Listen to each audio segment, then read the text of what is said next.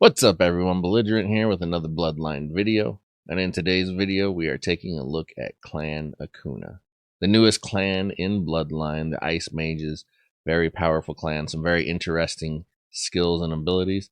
You know how we do it around here. We're going to take a look at the passive, active, the ultimate. We'll also take a look at the clan trait, tell you some of the traits that I recommend for these, and then of course we make a decision. You can choose both if you want, but around here, we always pick one. Which one would we pick if we could only have one? Which one's better? So let's jump into it. First up, we have the male. So let's take a look at his passive. Acuna's Polar Blessing. Once per 9 seconds, cast Icy Ward upon the weakest allied champion, including the caster themselves, for 3 seconds, reducing the protected ally's damage taken from the ultimate attack by 35%, and recovering constitution by 5% of their max constitution per second. Icy Ward cannot be removed. If it is cast when the caster is in Ice Phoenix form, they recover a total of 150 energy as well. Okay, so essentially it's just some protection there. It protects them against ultimate damage. Always good. Not that big a part of his kit though. Let's take a look at the active. This is where the fun starts. Frosty Cage creates an ice zone in the current enemy target's direction. Lasts for 5 seconds. Enemies within the zone take damage equal to a percentage of the caster's strength per second, with the healing effect they receive reduced by 60%. If the enemy stays within the zone for more than 3 seconds, they will be frozen for 2 seconds, ignoring controlled immunity. Allies within the zone recover constitution by a percentage of the caster's strength. If the zone is created while the caster is in Ice Phoenix form, allies' chance to take critical hits reduces by a percentage. Okay.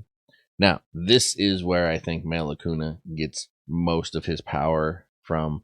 This is what makes him so good. Yes, he has the ultimate. The ultimate goes pop and everybody kind of explodes. It's pretty strong. But I think this active ability is really where he shines. So let's break it back down and talk about all the different things it does, right? It lasts for 5 seconds. Enemies in the zone take damage. Okay. So it's doing damage. It also limits their healing, right? While they're in the zone, limits the healing they receive by 60%. So it's doing damage and does not allow them to heal from that damage as efficiently. If they stay in the zone more than 3 seconds, they get frozen for 2 seconds, and that ignores controlled immunity. This is why Acuna can freeze the Eye of the Abyss bosses, which are always crowd control immune. This ignores crowd control immunity. I thought that was going to get patched out. That was a bug, but I don't believe it's a bug. This says it ignores controlled immunity. That's what those bosses have. They have crowd control immunity, and this ignores it. So I think it's going to, I don't think they're going to fix it. I don't expect them to fix that. Now, it doesn't stop there. Allies in the zone get healed. Okay. Pretty good healing system there, especially if you put him in the center, like the number 2 slot. You can hit everybody if he's casting it straight. Okay. And then if he does it while he's in his Ice Phoenix form, he also gives his allies critical hit chance reduction. Okay. So less opportunity for the enemy to do damage to you. All right. Or I'm sorry. Damage is essentially just damage reduction from critical strikes.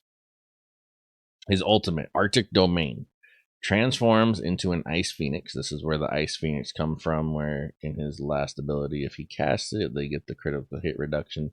Transforms into an Ice Phoenix, dealing damage to all enemies equal to a percentage of the caster's strength, inflicting Arctic Domain upon the entire battlefield for 7 seconds.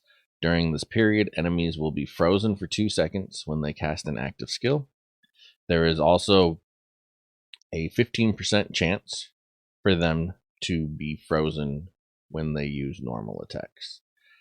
The freezing effect ignores controlled immunity as well. Okay, so unpacking that, he goes pop, does a whole bunch of damage, but another significant part about that people probably forget because they like watching him go pop is he inflicts Arctic Domain upon the entire battlefield, and it lasts for 7 seconds. So anybody who casts an active skill is going to get frozen. They also have a 15% chance to get frozen without the active, just from normal attacks. Okay. And again, controlled immunity is ignored. All right. So let's take a look at the traits that I would recommend for him. Okay. For him, we're gonna build kind of your typical standard meta build. This is what I would run. Would be the brutal, the energetic, the focused. Okay, and then you kind of have a choice. You can go. I like if you have a new account or you don't have the stone throwers, so you don't have that rapid shot, or even if you have rapid shot and you're not capping out your attack speed, obviously agile fits in here. But if you are capping out that attack speed, if you are running rapid shot, so the whole team is getting the attack speed buff, if you don't need the agile, then you can swap in fierce for even more damage. He does not have a lot of skills that scale off of anything else other than strength. So slotting in other stuff doesn't exactly make sense here. With all of the healing and stuff, probably doesn't need anything like the gold tongue trait for the shields or anything of that nature. So I would just go straight damage build on him. All right. Now let's take a look at the female. Okay. Her passive, Acuna's Burning Glacier. And this is a pretty big one. Okay. So she gains 25% lifesteal. That's pretty straightforward. Now the confusing part comes. All right. When using normal attacks or skills, the caster will consume 25% of the current constitution to cast a permanent shield, which will be called permafrost. So anytime you hear permafrost in any of these skills, that's what we're talking about is the shield. Okay. When the caster's permafrost exceeds their max constitution, it will be converted to their current constitution and increase their max constitution by 100%, essentially doubling it. Okay, so basically, how does this go? Let's break it down because some of you were there with me on stream when I tried to read this the first time and my head exploded because it's pretty confusing. Okay, so basically, whenever they're attacking normal attacks or skills, she's going to consume 25% of her current health and turn that into a permafrost shield. Okay, so think about it, starts at 100%. Attacks, loses 25% health, but gains a shield for that 25%. Okay. And then attacks again. It's going to take away another 25% of her current health. However, don't think of that as the first one takes 25, the second one knocks her down to 50 because you're only taking 25 of the 75 that she has left. Okay. Math. But then takes that second 25%, turns it into a shield, right? And this essentially keeps repeating itself until the amount of the shield exceeds the amount of her health. Okay. At that point, she consumes the shield. It says it's a permanent shield, but it means permanent as in time. It's never going to run out of time. Okay. But at which point when her health is less than her shield, she consumes the shield. She turns into her phoenix form, and she refills her health essentially, and then doubles it. Right, increases their max constitution to 100%. And so let's continue on from there. In this case, the caster also enters Pyro Plume status. Like I said, turns into the phoenix form for 10 seconds, during which their skills will be enhanced. Each normal attack deals additional damage equal to a % of the current permafrost shield's health. So that's very key there as well. And we'll talk about that here in just a second. Let's get on to her active. Shattering Ice deals a 3-stage strike, each stage dealing damage to a random enemy target equal to a % of the caster's strength, plus 10% of the current shield's health applied by permafrost. In Pyro Plume status, each strike triggers an explosion on the target and deals the same amount of damage to nearby enemies. pretty straightforward there, which is kind of them, because after the passive ability, my brain is going to explode.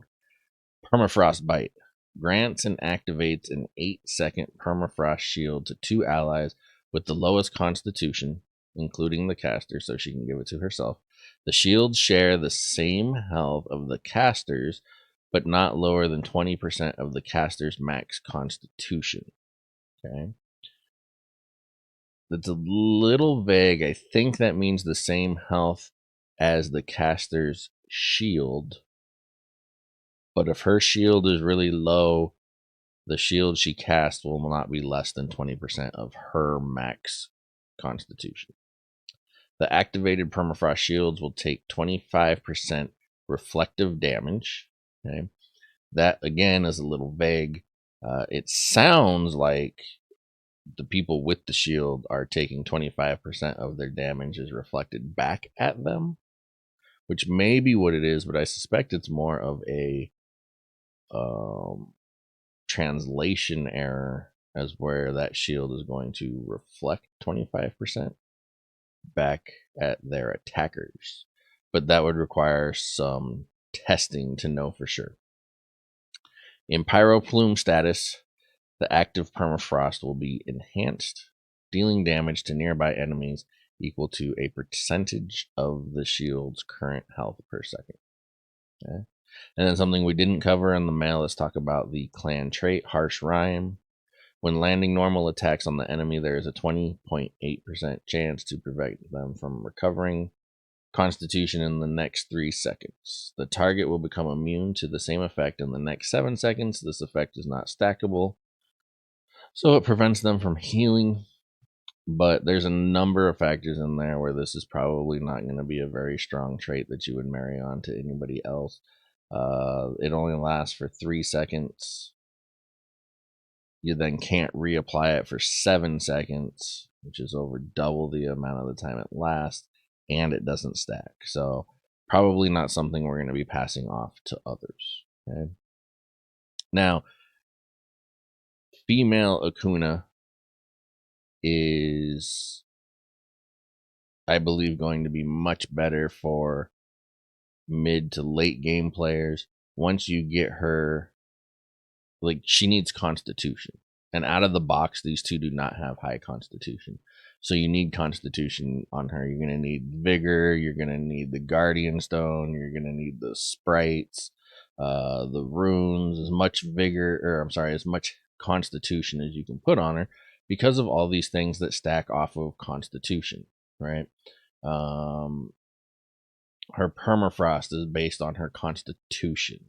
When she's in Pyroplume status, her attacks deal normal attacks deal additional damage equal to 8% of the current permafrost shield's health.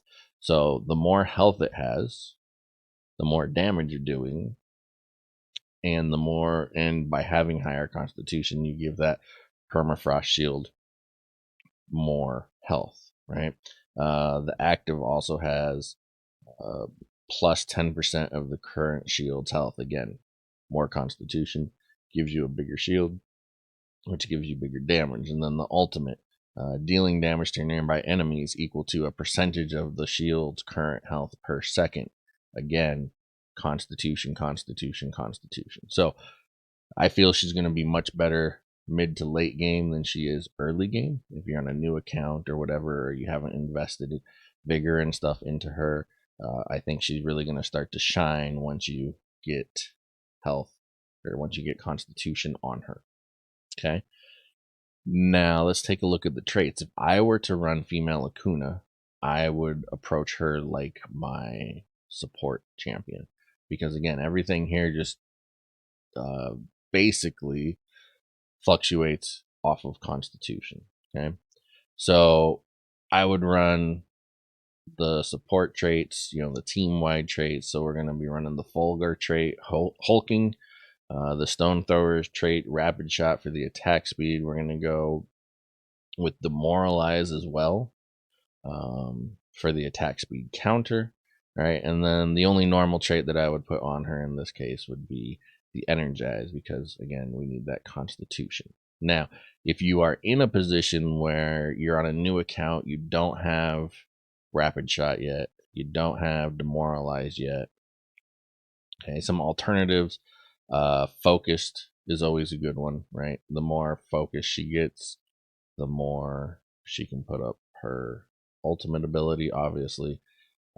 You can also go with some of the other team wide traits like the Loom trait, Sanguine, things of that nature. But in an ideal world, this is what I'm running is gonna be this stuff.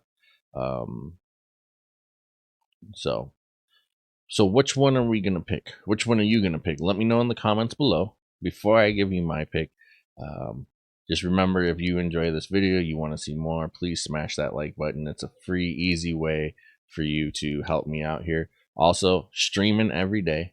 Okay, every day we've been playing Bloodline. Feel free to stop by, chit chat, ask questions. I'm happy to help.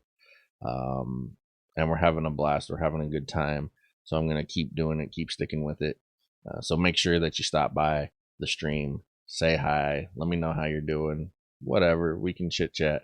We'll have a blast. All right. So of the two, male or female, my pick is going to be the male.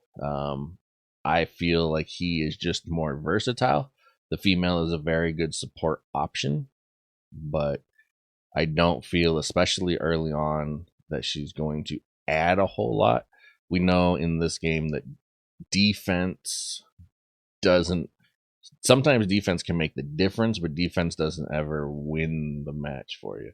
And so those shields might be a good tech play on the field.